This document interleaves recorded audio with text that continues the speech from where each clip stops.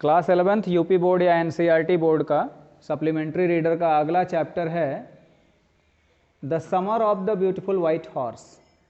The summer of the beautiful white horse, और इसके writer हैं विलियम सरोयान।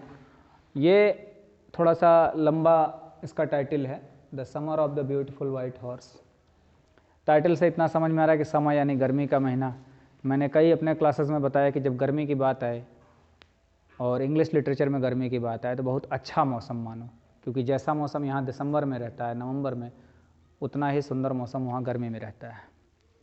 वहाँ जब जाड़े की बात आ जाए तो बहुत बुरा मानो, क्योंकि वहाँ चारों ओर बर्फ़ ही बर्फ़ पड़ी होती है, जीवन का कोई चिन्ह नहीं दिखता, पेड़ पौधे सब बर्फ़ से ढक जाते हैं, कोई पशु पक्षी नहीं दिखते। तो समर का मौसम, दिन मतलब बहुत सुंदर समय, ब्यूटीफुल वाइट हॉर्स, और एक वाइट है कलर किस जानवर का? हॉर्स माने गधा, है ना? है घोड़ा, पक्का? चलो भाई तब मान लो सुंदर घोड़ा। घोड़ा वाइट होता है? हैं? अरे बोलो जोर से भाई। होता है। तो गधा कैसा होता है? हैं? गधे को इंग्लिश में क्या कहते हैं? हाथ उठाओ पहले, कौन बताएगा? जिसे बताना है वो खड़े हो जाए, जोर से बोलेगा। बोलो, कौन बोलेगा? ये कह रहा है ऐस माने गधा। चल ठीक है, वो भी चलता है, लेकिन ये मत कहीं लिखना, कहीं बोलना मत। ये थोड़ा सा इसका एक दूसरा अर्थ भी होता है, थोड़ा गंदा सा। और कोई बताएगा? अच्छा, ये भाई साहब इधर आओ, पास आओ, इसमें बोलो तब सुनाई देगा। डंकी माने गधा। डंकी माने गधा बता रहे हैं भाई साहब, ये सही कह रहे हैं। और कोई कुछ बताएगा? तुम भी बताओ, बड़े तेज हो। आलोक, तुम कुछ कहना चाहोगे? डंकी। देखो भाई,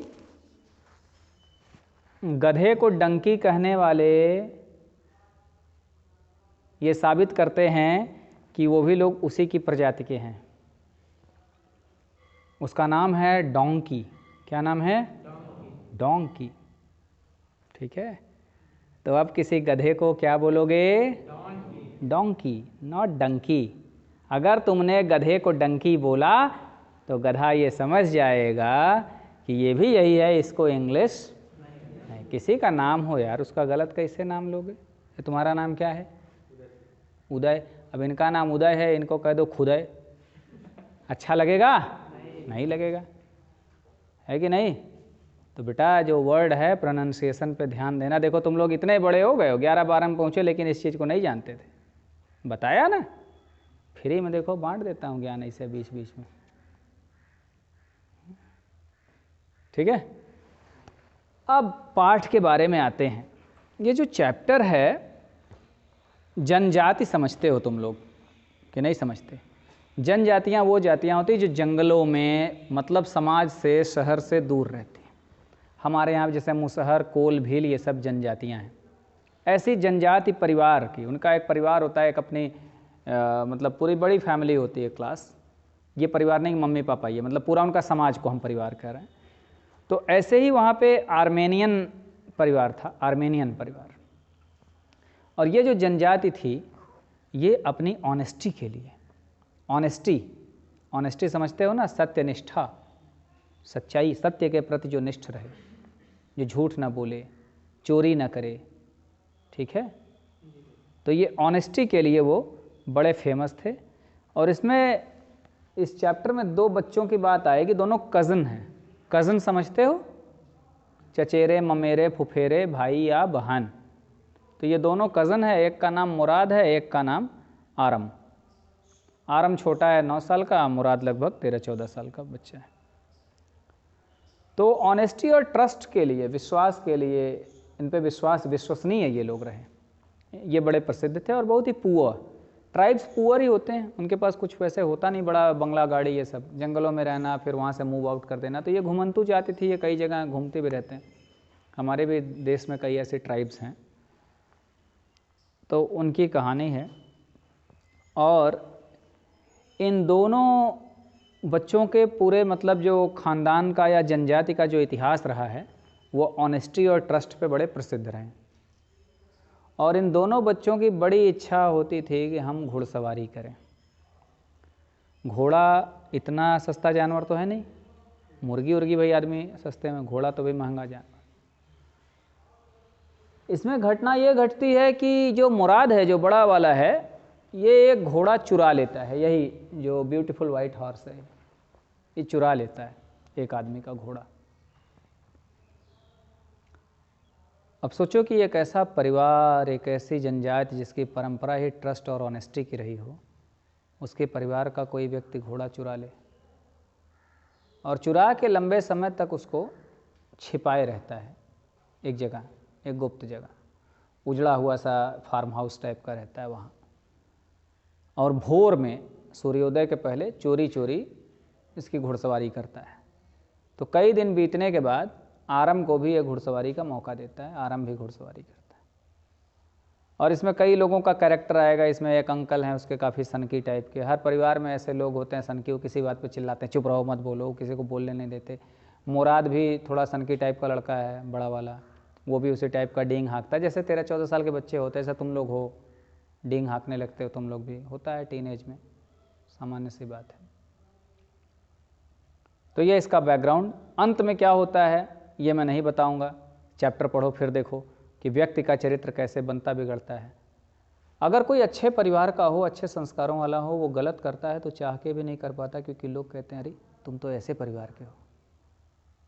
होता है कि नहीं होता? ये बड़ा इस तरह से प्रभाव पड़ता है आपके परिवार का। अरे ऐसे पिताजी तुम्हारे हैं, तुम्हारी माताजी ऐसी हैं, तुम्हारा परिवार इस मामले में।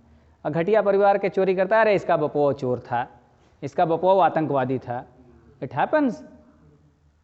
अभी तुम कभी बीड़ी पीते हुए पकड़े जाओ, घर वाले क्या कहेंगे, अरे इसके खानदान में कोई पान तक नहीं खाता, मीठा पान तक नहीं खाता। ऐसे लोग कहते हैं कि नहीं? तुम कोई गंदा काम करने से डरते हो। तो इसके परिवार की एक परंपरा रही, ना कि परिवार की बल्कि पूरी इनकी जाति की परंपरा रही। तो चलो हम लोग थोड़ा सा चैप्टर भी देखते हैं।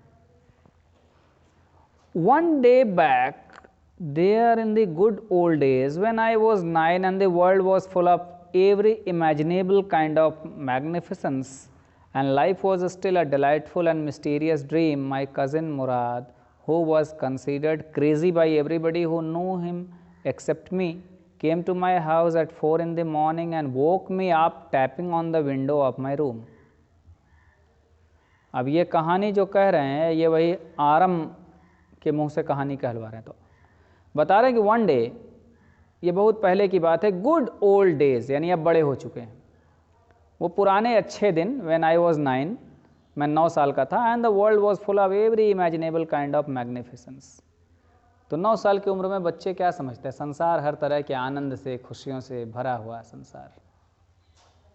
अब हम लोग आनंद नहीं पाते। जब जीवन को समझोगे आगे चल के ना, जो तुम्हारे ऊपर परिस्थितियाँ आएंगी, लोड बढ़ेगा, तो आनंद जीवन से निकल जाता है। तब आनंद केवल आध्यात्मिक व्यक्ति ले पाता है। अध्यात्म के अलावा कहीं आनंद रहता नहीं। छोटे बच्चों को आनंद ही आनंद रहता है। ट्रेजेडी यही है कि हम लोग बड़े हो जाते हैं। जब तुम लोगों की उम्र में तुम लोग और छोटे थे तो ये सोचते थे कब हम लोग थोड़े से बड़े हों, कॉलेज गोइंग लाइफ आए। अब कॉलेज गोइंग में हो तो सोचते हो कि कब इतने बड़े हो जाएं कि अपने मन का कर सकें। लेकिन जब हम लोगों की कंडीशन में आओगे तो ये सोचोगे काश फिर से बच्चे हो जाएं। ये सोचोगे, अभी तुम लोग इसको समझ नहीं पाओगे, किशोरावस्था में हो। And life was still a delightful and mysterious dream. और जीवन कैसा होता था? प्रसन्नतादायक रहस्यमय स्वप्न जैसा जीवन। जीवन बिल्कुल सपनों जैसा होता है बच्चों का, तुम लोगों का। सपने में ही तो जीते हो, कल्पना ही तो करते रहते हो। तो उस समय क्या हुआ? माई कज़न मुराद, मेरा चचेरा या ममेरा भाई, चचेरा भाई ही यहाँ मुराद आया, who was considered crazy by everybody who knew him except me. मुझे छोड़कर जितने लोग उसको जानते थे सब लोग उसको क्रेजी यानी पागल या सनकी समझते थे। मुराद को वो आया, came to my house at 4 in the morning, मेरे घर आया 4 बजे भोर सुबह के समय। And woke me up tapping on the window of my room, और मेरे रूम की जो खिड़की थी उसको टैप करते हुए, खटखटाते हुए मुझे जगा दिया। आरम, he said, उसने कहा, आरम, I jumped out of bed and looked out of the window. मैं बिस्तर से कूदा और खिड़की के बाहर देखा। I couldn't believe what I saw. जो मैंने देखा उस पर विश्वास नहीं कर पा रहा था। It wasn't morning yet, but it was summer, and with daybreak not many minutes around the corner of the world, it was light enough for me to know I wasn't dreaming. It wasn't morning yet, सुबह तो अभी नहीं हुई थी, but it was summer, लेकिन गर्मी का समय था, and with daybreak, और daybreak यानी बिल्कुल दिन के फूटते ही, भोर होते ही, not many minutes around the corner of the world, it was light enough for me to know, तो संसार के कोने कोने में कुछ मिनट पहले ही इतनी पर्याप्त लाइट हो गई थी, to know I wasn't dreaming, कि मैं ये जान पाया कि मैं स्वप्न नहीं देख रहा हूँ, भोर हो गई है, ये सच्ची घटना है। क्या स्वप्न नहीं देख रहा हूँ?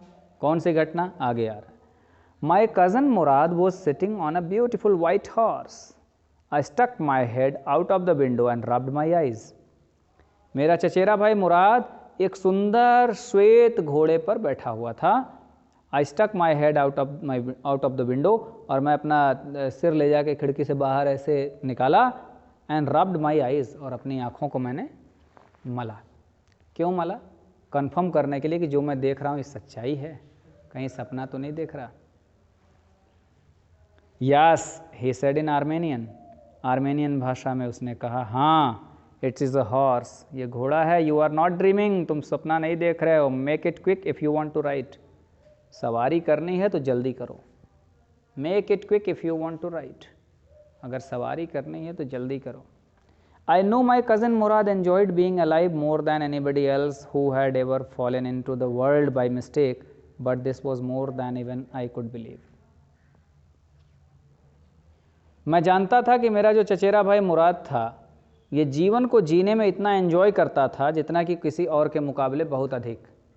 अब काफ़ी व्यंग्यात्मक भाषा में लिख रहे हैं, who had ever fallen into the world by mistake, कि दुनिया में जो लोग गलती से जन्म ले लेते हैं, अर्थात जीवन में काफ़ी दुखी रहते हैं, समस्याओं से घिरे रहते हैं, परेशान रहते हैं, उन लोगों के मुकाबले जो मेरा ये चचेरा भाई मुराद था, ये जीवन को खूब एंजॉय करता था।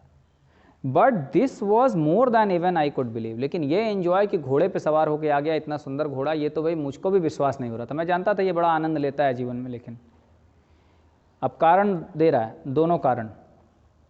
In the first place my earliest memories had been memories of horses, and my first longings had been longing to ride. This was the wonderful part. पहली बात तो ये थी कि मेरी जो सबसे पहली याद है कि मैंने जीवन में किसी चीज़ को बहुत ज़्यादा चाहा और मुझे याद है, लॉन्गिंग मतलब हृदय से चाहना, वो यही है riding, horse riding.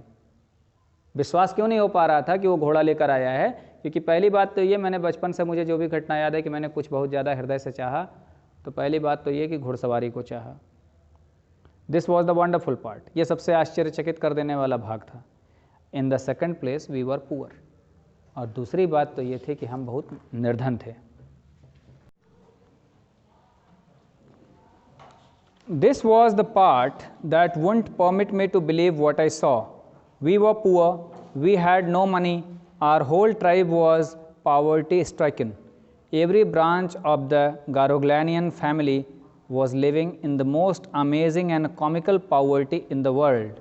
Nobody could understand where we ever got money enough to keep us with food in our bellies, not even the old men of the family.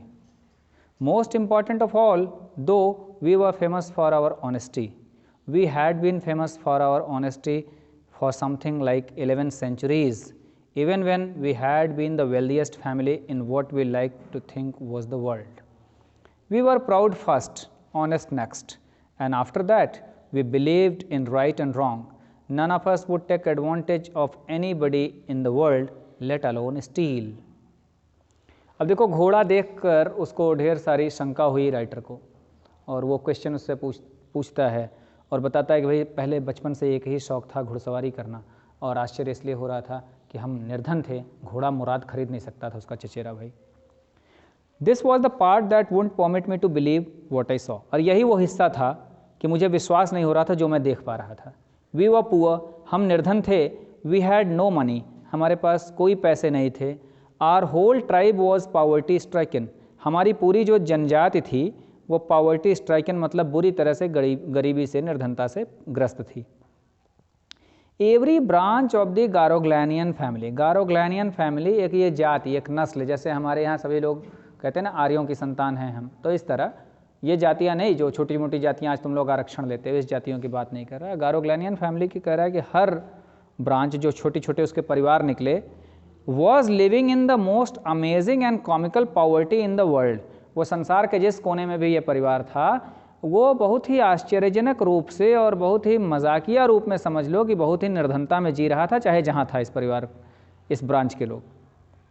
Nobody could understand where we ever got money enough to keep us with food in our bellies, कोई भी ये नहीं समझ पाता कि हमारे बेलीज यानी पेट में भोजन डालने भर का पैसा हमारे पास कहाँ से आता है, हम कैसे खा के जीवित रहते हैं। Not even the old man in the family, परिवार के बूढ़े लोग भी इस बात को नहीं जान पाते थे कि कैसे हमारा पेट भरेगा, यानी इतनी निर्धनता, खाने के भी लाले पड़े रहते थे।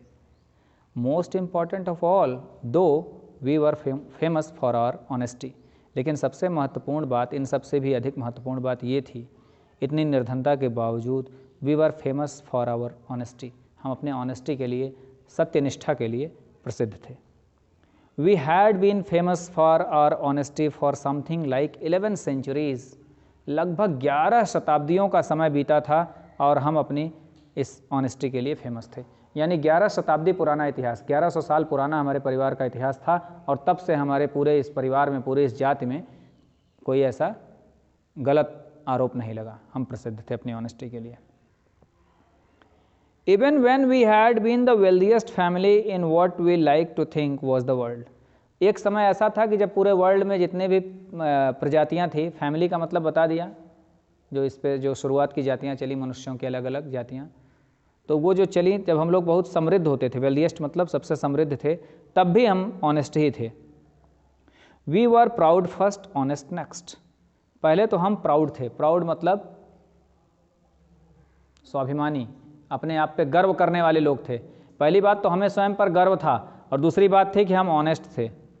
And after that we believed in right and wrong, और इसके बाद तीसरी बात एक और थी कि हम सही और गलत में विश्वास करते थे, यानी सही को हम सही समझते थे, गलत को हम गलत समझते थे।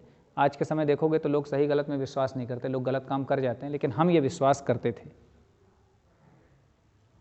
None of us would take advantage of anybody in the world, संसार में किसी का कोई लाभ हम में से ले ही नहीं सकता था, किसी का अनुचित लाभ लेना हमारे लिए संभव नहीं था।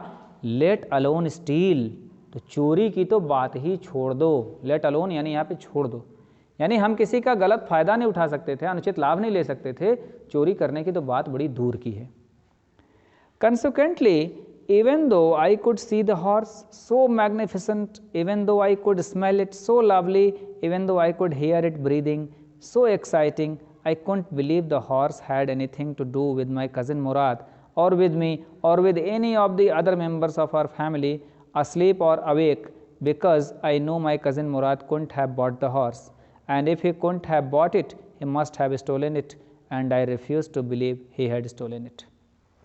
Consequently, इसका परिणाम क्या हुआ?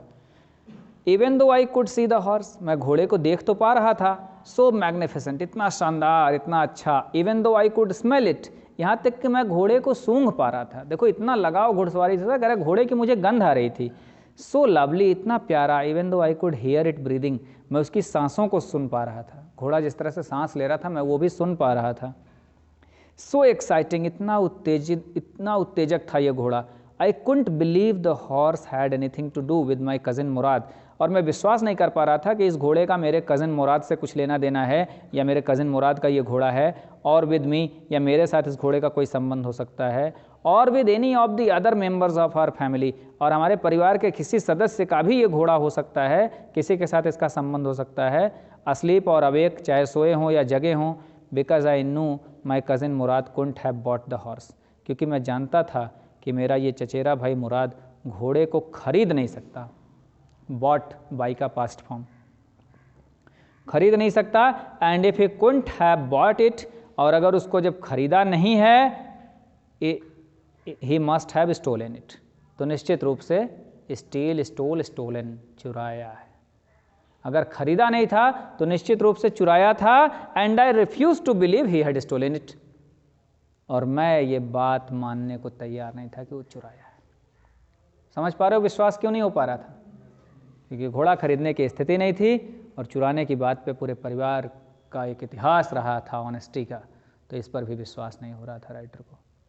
इसीलिए आरम परेशान था। आरम के मुंह से ही ये पूरी कहानी कहलवाया जा रहा है ना, मुराद और आरम 9 साल का, राइटर उसी के मुंह से ये कहानी कहलवा रहा है। चलो यहाँ तक हम मार्क करते हैं, फिर इसके आगे देखेंगे।